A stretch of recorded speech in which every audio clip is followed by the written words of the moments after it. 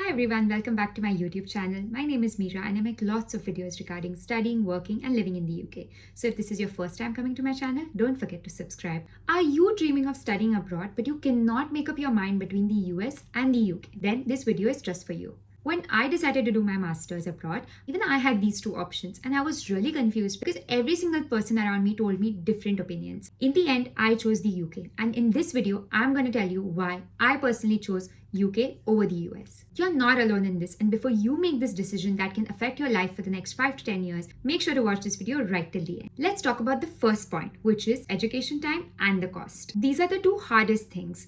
Time and cost. Hence, we're going to discuss about this point first. Let's talk about undergraduate degrees. Most undergraduate degrees in the US are for 4 years and in the UK are for 3 years. Most master's degrees in the US are for 2 years and in the UK are for 1 year. As you can see, there is a difference in the timeline of the degrees in both these countries. If your degree is longer, your tuition fees, your rent and your living cost is also going to be higher because of that 1 or 2 extra years that are there in your degree. I'm going to take my case and discuss why I chose to do my master's in the UK. The US master's degrees were for 2 years and the UK was for 1 year.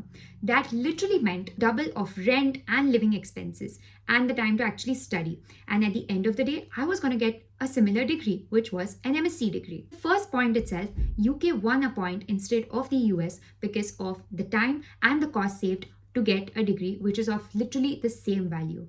Now let's talk about the second point, which is family and distance. I'm an Indian, so I'll take an example of India. A flight from London to India is about 8 to 9 hours, and the flight from US to India is about 16 plus hours. And the flights are way more expensive from the US, which clearly means that if the flights are expensive, I would be visiting my family lesser. At the same time, because of the time zone and the time differences, a new day starts in India, but people in the US are still in the previous day and tell the previous updates to their family. So it can create a big gap between you and your family. Obviously, this seems like a minor issue and something that you can take care of. Obviously, it's up to you how you want to maintain relations with your family and you can decide upon a time to talk to them. For me, this basically meant that I can't talk to my family as much as I could living in a time zone which is going to be easier for both of us. And it also meant that I can't visit my family as often as I could living in a European country. So after this consideration, UK was 2 points and US was 0 for me. The next important point, work-life balance. Everybody knows this thing that European countries have better work-life balance than any other countries in the world. And this is really true. Having lived and worked in the UK for more than a year now, I can tell you that the work-life balance in the European countries is really amazing. In the US, work culture is really difficult. I have myself been to the US a couple of times and I've spoken to people who live and who work there. And life and work culture over there is very different from what it is in the UK. Work culture in the US is pretty similar to most of the Asian countries, and this is one of the reasons I decided to leave Asian countries and go abroad for a better work-life balance. So if I have to leave my own country, which has a hustle culture, and go to another country which has hustle culture, I was basically winning nothing. There are lots and lots of holidays in the UK and everybody respects your work life. Nobody tells you to come out of hours for work and everybody respects your personal and your private space. Holidays are very important and you do not have to beg your managers for getting a holiday. It is your right and you can take one when you need it. So considering this point, UK is 3 and US is 0.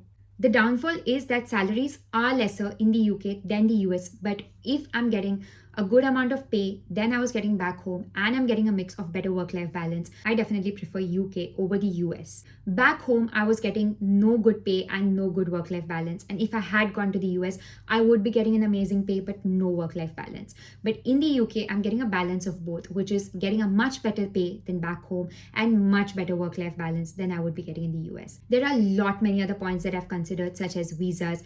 In the UK, I know that everybody says that it's really difficult for visas and students are not getting jobs anymore, but I would say the situation is still much better than the US, because in the US, even if you get a job based on your skills, you have to still enter a lottery system to get the visa, and it takes years and years to actually get residency and citizenship of the country, and it's really difficult. Whereas in the UK, even though there are a lot of disputes going on about visas constantly, even then till today in 2025, The post-study work visa is valid, which guarantees that if you come to study in the UK, you can work here. And I think that's the best thing that a student can get. There are a lot many other points: easy public transportation, better cultural exposure, better traveling opportunities. Traveling in the US is huge. Even if you take a 3-hour flight, you will only end up in another state in the US, and sometimes not even another state. It's that huge, and it's very difficult to actually go places and travel.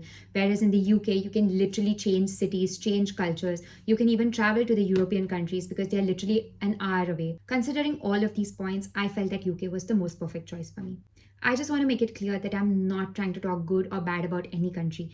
Every single country in this world has their pros and cons, and you need to choose what is right for you and according to your career priorities. For me, I really wanted good pay, work life balance, closer to my friends and my family, lesser time difference between us, and a good working culture where people respect each other and their weekends and personal life. Hence, I chose the UK and I'm really happy here, at least so far. Make sure that you check this video and understand the differences in both the countries. Try to see what really works for you. If some of you out there are like, I do not care about my work-life balance, I just want good pay, then maybe the US is the right choice for you. But just try to understand what kind of a person you are, what you're trying to achieve from your career and your life, and only then make a decision to study abroad. And this is going to really help you to choose your country for your master's degree. If you like this video, make sure to subscribe and do not forget to check out the other videos on my channel. I'm sure they will help you. And comment down and let me know which country have you chosen for your master's. Thank you and see you next time.